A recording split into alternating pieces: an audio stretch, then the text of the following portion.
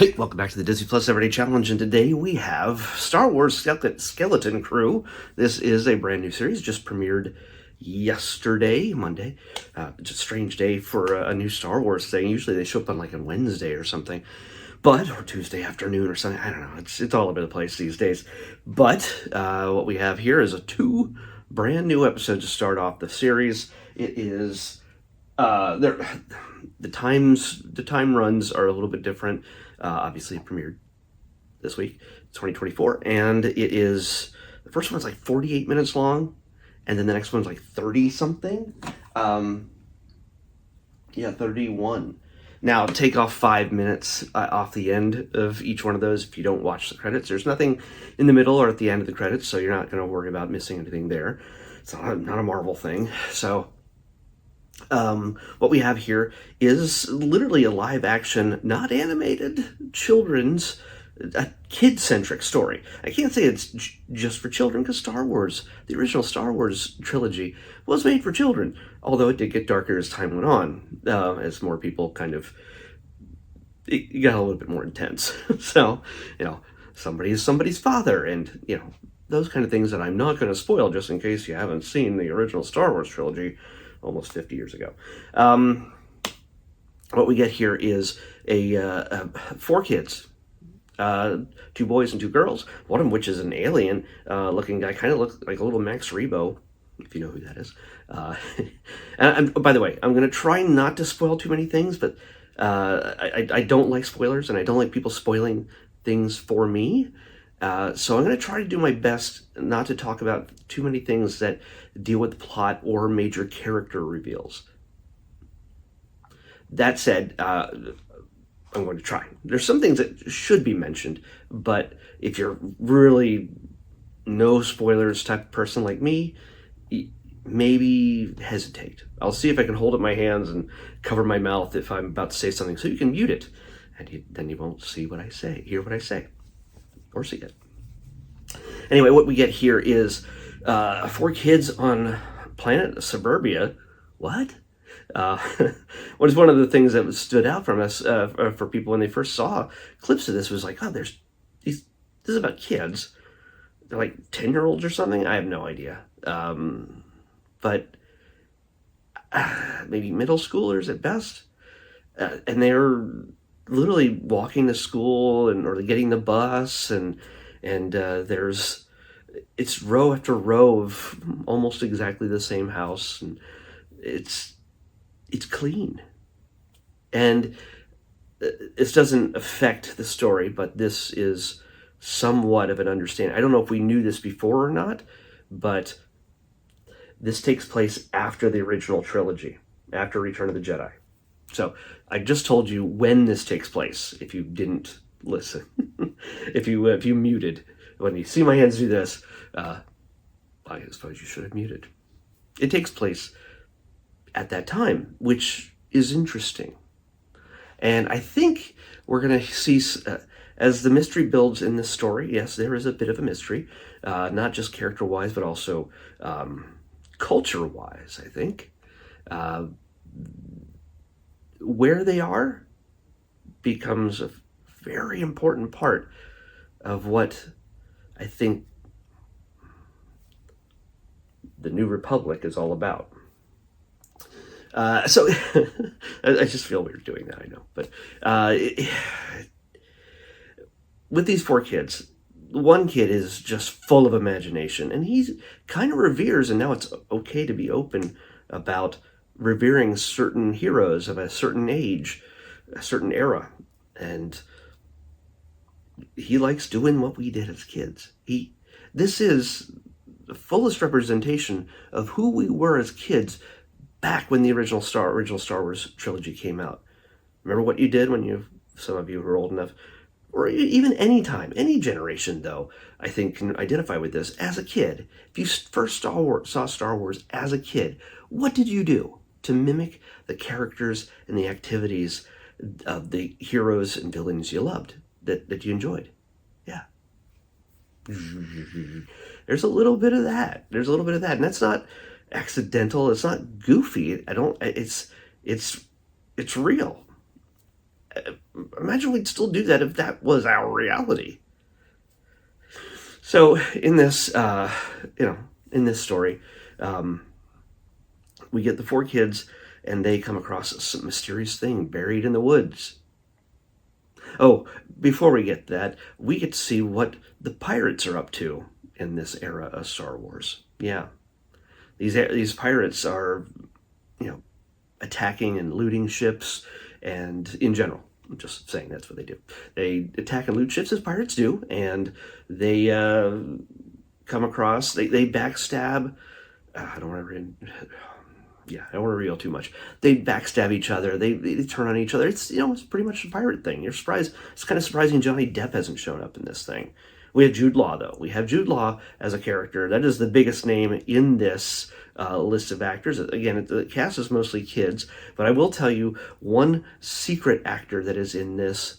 Well, there are two secret actors that appear in this, that unless you're paying attention to all the news and everything else that's coming out of this, you will see Jaleel White in the crowd of pirates. Jaleel White, what? No, Urkel. Yeah, Urkel. Doesn't look like Urkel. He is one of the pirates. And for the voice of one of the droids that figures prominently into the story, Nick Frost. Those of you who love Shaun of the Dead, Hot Fuzz, The End of the World, like Paul, all those things, the films of the Cornetto trilogy done with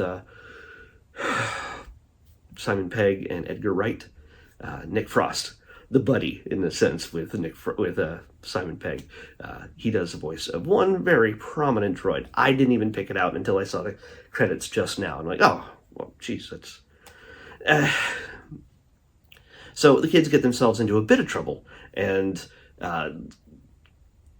cross paths with this mysterious stranger right here, Jude Law. Who he is? Well, we do not definitively find out who he is in the first two episodes, but we kind of know, or we think we know. Some things are fairly obvious. Paying attention to costume clues and things like that. He presents himself as more than one thing. So, which one is true? Well, I don't know. We might have a scoundrel on our hands. And beyond that, you got to understand where this all comes from. By the way, there is a short... let me make sure this doesn't time out on me. Yeah, there is a short special look. It's 3 minutes long. If you want to get a pretty good idea of the people behind this and some special sneak peeks as certain things that are going to happen in the show.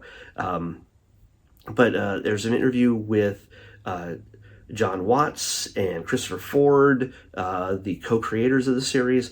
Jon Favreau chimes in and talks about how he worked with him in the Spider-Man trilogy, the Tom Holland Spider-Man trilogy so far.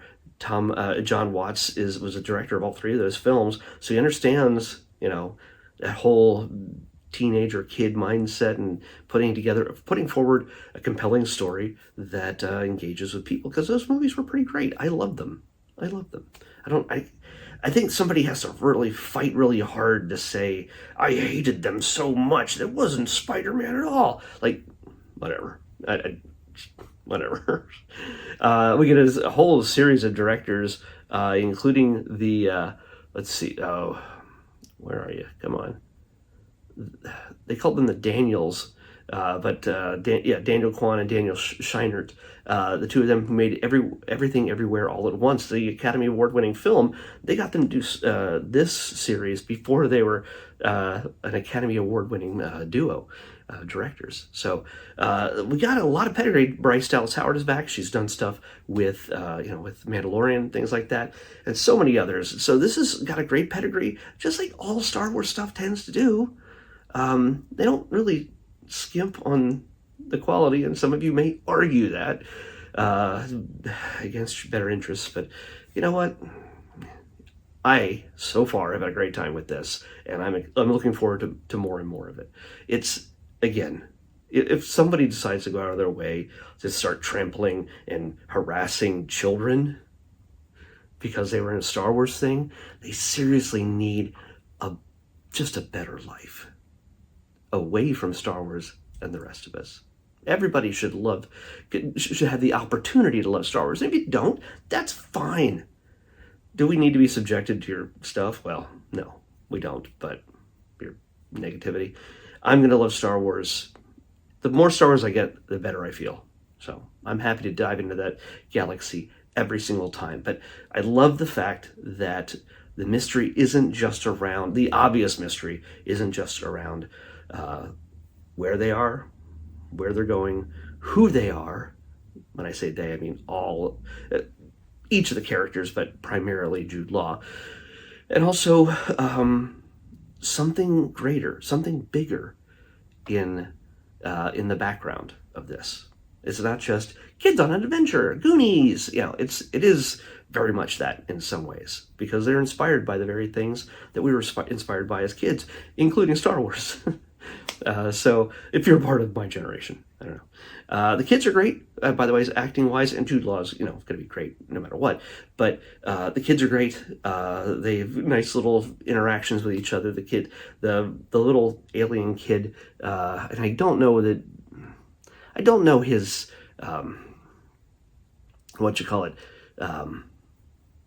species. I don't know that offhand. I didn't grab it. There's a Wikipedia article somewhere about that. Wikipedia, Star Wars article about that somewhere. Or probably on the official StarWars.com site. Either way, all that information is available. It doesn't matter. He's a blue elephant-looking dude, and he is adorable at the same time, sweet, and just the great sidekick to his buddy, who is our main kid. But there's also the two girls who aren't just puppies and kittens and kindness and sweetness.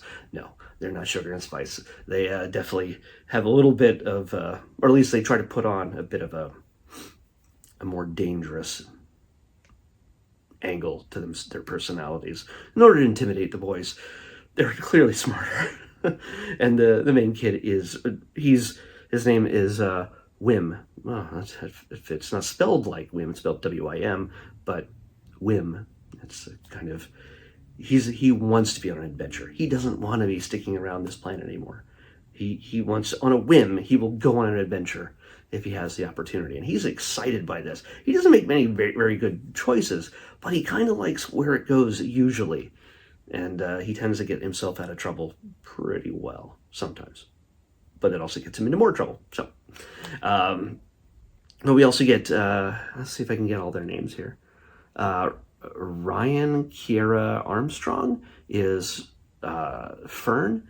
Kiriana Kratner is KB. She's got a mysterious angle to her. She's got a little kind of Geordie Visor type of thing going on there. She can jack into certain things. No. Sorry. Farah. Carrie Condon is Farah.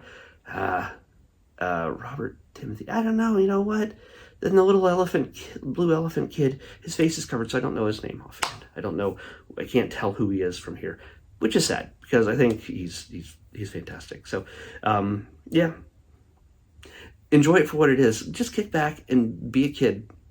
Be one of the kids on a grand adventure in the Star Wars universe. We get to see new places. For me, the idea of going to new worlds, new planets, not going back to Tatooine for everything.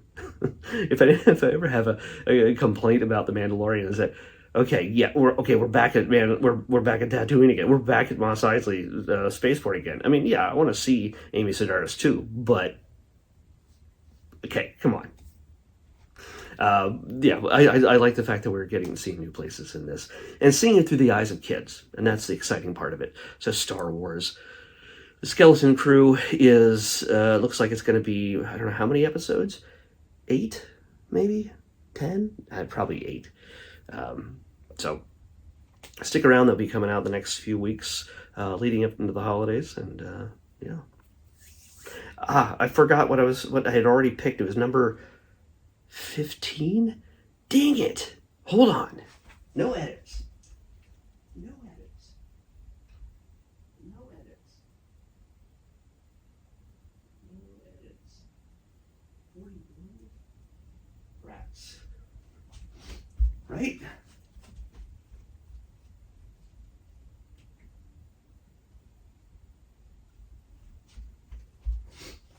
Yeah, that was exciting. Did you get to look at all my junk in the background while I was gone?